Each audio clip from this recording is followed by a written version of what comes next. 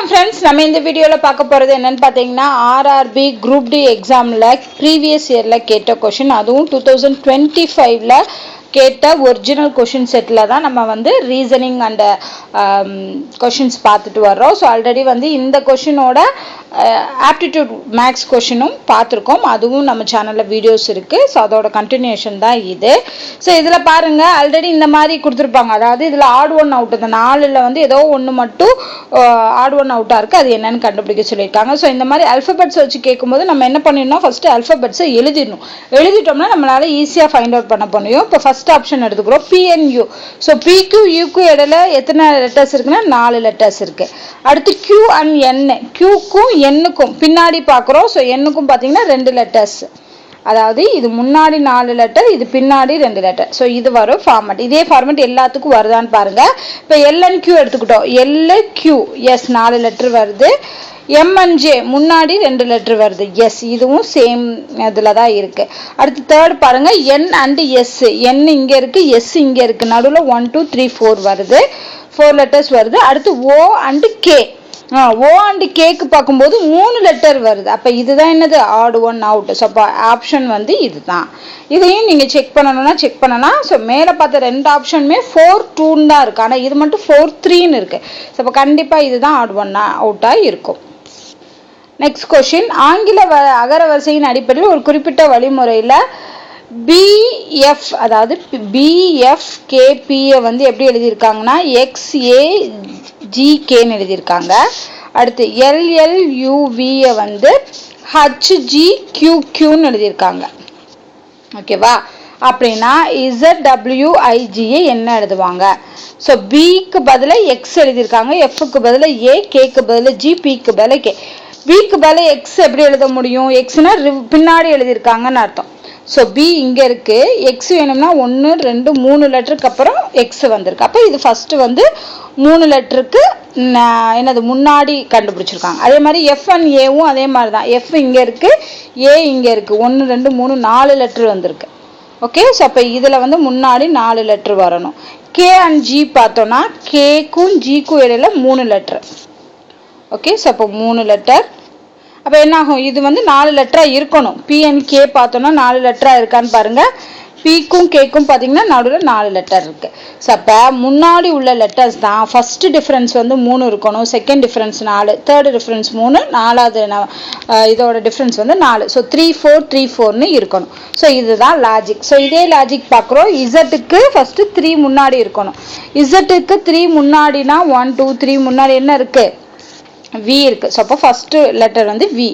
அடுத்து வந்து 4 லெட்டர்ஸ் முன்னாடி வரணும் Wக்கு. ஸோ Wக்கு 4 லெட்டர்ஸ் முன்னாடினா 1 2 3 4னா முன்னாடி R வரணும். ஸோ VR வருது. அடுத்து ஐக்கு வந்து 3 லெட்டர் முன்னாடி, ஐக்கு 3 லெட்டர் முன்னாடிங்கிறப்போ 1 2 3 முன்னாடி E வரணும். ஓகே, அடுத்து கடைசியா G வந்து 4 லெட்டர் முன்னாடி இருக்கணும். Gக்கு 4 லெட்டர் முன்னாடினா 1 2 3 4 போட்டோம்னா B. சப்போ இதுதான் ஆப்ஷன் VREB அப்படிங்கிறது தான் ஆப்ஷன். ஓகே, ஸோ இதை பொறுத்த அளவுக்கு நம்ம ஆல்பபெட்ஸை எழுதிட்டோம்னா நம்மளால ஈஸியாக ஃபைண்ட் அவுட் பண்ண முடியும். அடுத்த கொஸ்டின் பாருங்க, நம்பர் சீரீஸ்லேருந்து கேட்டிருக்காங்க 2 8 18 32 50. ஸோ நெக்ஸ்ட் நம்பர் என்ன? ஸோ இந்த மாதிரி இருக்கும்போது கம்மியான டிஃப்ரென்ஸ் தானே இருக்குது. ஸோ அப்போ நம்ம டிஃப்ரென்ஸ் கண்டுபிடிக்க பார்ப்போம். இதுக்கு டிஃப்ரென்ஸ் கண்டுபிடிச்சோம்னா 6, இதுக்கு டிஃப்ரென்ஸ் கண்டுபிடிச்சோம்னா 10, இதுக்கு டிஃப்ரென்ஸ் கண்டுபிடிச்சோம்னா 14 வருமா? அடுத்து இதுக்கு டிஃப்ரென்ஸ் கண்டுபிடிச்சோம்னா 18 வரும்.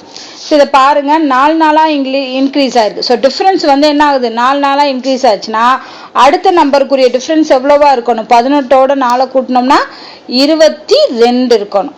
ஸோ அப்போ 22 நான் 50ஓட 22 ஆட் பண்ணிங்கன்னா அதுதான் ஆன்சர். ஸோ ஆன்சர் இதுக்கு 72. ஓகே, ஸோ நம்பர் சீரீஸ் ரொம்ப ஈஸியாக தான் கொடுத்துருக்காங்க. அடுத்து பாருங்க, ஸோ இது வந்து டைரக்ஷன் சம்மு. ஸோ இசட் என்பவர் புள்ளி ஏயிலிருந்து தொடங்கி, ஸோ புள்ளி ஏயிலிருந்து ஸ்டார்ட் பண்ணுறாரு. ஸ்டார்ட் பண்ணி எங்கே போகிறாரு? கிழக்கு நோக்கி போகிறாரு. ஓகேவா? ஸோ இப்போ புள்ளி ஏலேருந்து ஸ்டார்ட் பண்ணி கிழக்கு. ஃபஸ்ட்டு வந்து நம்ம என்ன பண்ணணும், வடக்கு தெற்கு கிழக்கு மேற்கு அதை முதல் தெரிஞ்சுக்கணும். ஸோ இது தெரிஞ்சால் நம்ம இங்கே என்ன பண்ணலாம், ஃபஸ்ட்டு ஏங்கிற ஆப்ஷன் எடுத்துகிட்டு கிழக்கு நோக்கினா இந்த டைரக்ஷன் எவ்வளோ போகிறாரு 5 கிலோமீட்டர்ஸ் போகிறாரு. So 5 kilometres. இப்போ ஆரோ மார்க் போட்டுருங்க. அதுக்கப்புறமா வலதுபுறம் திரும்புகிறாரு. மேலே இருக்குது. பின்னர் வலதுபுறம் திரும்பி 14 கிலோமீட்டர் ஓட்டுறாரு. வலதுபுறம்னா இந்த சைடு கீழே வந்துடுவார். எவ்வளோ கிலோமீட்டர் 14 கிலோமீட்டர் போகிறாரு. அதுக்கப்புறமாவும் வலதுபுறம் திரும்புகிறாரு. திரும்பி 16 கிலோமீட்டர் ஓட்டுறாரு. வலதுபுறம்ங்கிறப்ப இங்கே. ஸோ இது வரைக்கும் 5 கிலோமீட்டர் வரும். ஸோ அப்போ டோட்டலாக வந்து 16 கிலோமீட்டர். ஓகே, வலதுபுறம் திரும்பி இங்கே வந்துட்டார். அகைன் என்ன பண்ணுறாரு, பின்னர் வலதுபுறம் திரும்பி 16 கிலோமீட்டர் போகிறாரு. ஆல்ரெடி இந்த டிஸ்டன்ஸ் வந்து 14. அப்போ இதை விட கூட தான் போயிருப்பார். ஸோ நான் என்ன பண்ணுறேன், இதை விட பெரிய லைன் போட்டு அது 16 கிலோமீட்டர்னு போட்டுறேன். ஸோ கடைசியாக இங்கே நிற்கிறாரு. இறுதியாக வலதுபுறம் அகைன் என்ன பண்ணுறாரு, வலதுபுறம் திரும்பி 11 கிலோமீட்டர் ஓட்டி, நல்லா ஞாபகம் வச்சுக்கோங்க, 16 கிலோமீட்டர் ஓட்டி புள்ளி ஏயில் நிறுத்துறாரு. ஸோ 11 கிலோமீட்டர் போனோம்னா ஆல்ரெடி இங்கே ஒரு 5 கிலோமீட்டர் டிஸ்டன்ஸ் இருக்குது இது வரைக்கும். அப்போ மிச்சம் இருக்க 11ங்கிறப்போ இந்த 16 டிஸ்டன்ஸை வந்துருமா. அப்போ எந்த பாயிண்ட்டுக்கு நேராக வந்து நிற்பார், ஏவோட பாயிண்ட்டுக்கு நேராக தான் இங்கே நிற்பார். ஏன்னா வெறும் 11 கிலோமீட்டர் தான் இங்கே மூவ் ஆகுறாரு.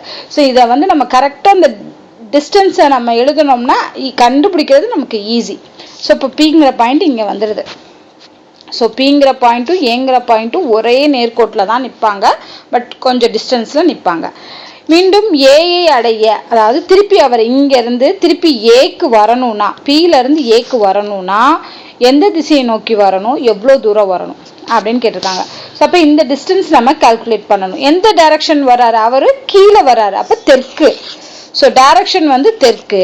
எவ்வளோ டிஸ்டன்ஸ்ன்னு பார்க்க இந்த ஹோல் டிஸ்டன்ஸ் எவ்வளோ 16.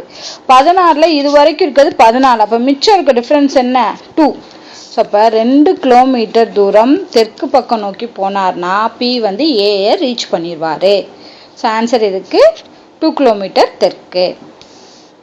அடுத்து கொடுக்கப்பட்டுள்ள தொடரை இதுதான் அல்ஃபபெட்ஸ் வச்சு தான் கேட்டிருக்காங்க. அல்ஃபபெட்ஸ் அண்ட் நம்பர்ஸ் கேட்டிருக்காங்க. ஸோ நம்பரை பொறுத்தளவுக்கு 13க்கு அப்புறம் 14 தான். ஸோ அதனால் எதுவுமே சேஞ்சஸ் இல்லை. அப்போ நம்ம என்ன பண்ணணும், அல்ஃபபெட்ஸ் மட்டும் செக் பண்ணணும். JSF, LUH, NWJ, PYL. இப்போ அடுத்து நம்ம என்ன கண்டுபிடிக்கணும், ஜே. இப்போ ஃபர்ஸ்ட் லெட்டர்ஸ்லாம் பாருங்க, JLNP. இங்கே பாருங்க JLNP. அப்போ அடுத்து என்ன வரணும், ஒரு லெட்டர் விட்டு R தான் வரணும். ஏன்னா ஒரு லெட்டர் விட்டு விட்டு எழுதியிருக்காங்க. ஸோ ஃபர்ஸ்ட் லெட்டர் R வரணும். அடுத்து SU. இங்கேயும் பாருங்க, எஸ்க்கு அப்புறம் யூ போட்டிருக்காங்க, யூக்கு அப்புறம் டபிள்யூ போட்டிருக்காங்க, டபிள்யூக்கு அப்புறம் ஒய் போட்டிருக்காங்க. அப்போ ஒய்க்கு அப்புறம் என்ன வரணும், ஒரு லெட்டர் விட்டுனா ஏ வரணும். ஓகே, ஸோ அப்போ RA வரணும். அதுக்கப்புறம் FH, FGH, I விட்டுட்டு J, K விட்டுட்டு L, M விட்டுட்டு N வரணும். ஸோ அப்போ என்ன வேர்டு வரும்னா ரேன் அப்படிங்கிற வேர்டு வரும். ஓகேவா. ஸோ இந்த மாதிரி அல்ஃபபெட்ஸ்லாம் கொடுத்துட்டாங்கன்னா தயவு செஞ்சு விட்டுறாதீங்க, மிஸ்டேக் பண்ணிடாதீங்க, ரொம்ப ஈஸியாக ஆன்சர் பண்ணலாம். ஸோ இதில் ஒரு 5 கேள்வி வந்து நம்ம பார்த்துருக்கோம். இதே மாதிரி தொடர்ந்து வீடியோஸ் பாருங்கள். நம்ம சேனலில் ரீசனிங்கை எப்படி ஈஸியாக சால்வ் பண்ணுறது அப்படிங்கிறதையும், அதே மாதிரி ஆப்டிடியூடையும் எப்படி ஷார்ட்கட் யூஸ் பண்ணி பண்ணுறதுங்கிறதையும் நம்ம சொல்லித்தரோம். ஸோ தொடர்ந்து பாருங்கள். கண்டிப்பாக குரூப் டி எக்ஸாமுக்கு, RRB எக்ஸாமுக்கு ரொம்ப யூஸ்ஃபுல்லாக இருக்கும். ஏதாவது டவுட் இருந்துச்சுன்னா கமெண்ட் பண்ணுங்கள். இந்த வீடியோ உங்களுக்கு பிடிச்சிருந்தா லைக் அண்ட் உங்கள் ஃப்ரெண்ட்ஸ்க்கு ஷேர் பண்ணுங்கள். மறக்காமல் நம்ம சேனலை சப்ஸ்கிரைப் பண்ணிட்டு பாருங்கள். ஸோ தட் நெக்ஸ்ட் வீடியோஸ் நீங்கள் வந்து வாட்ச் பண்ணலாம். நன்றி.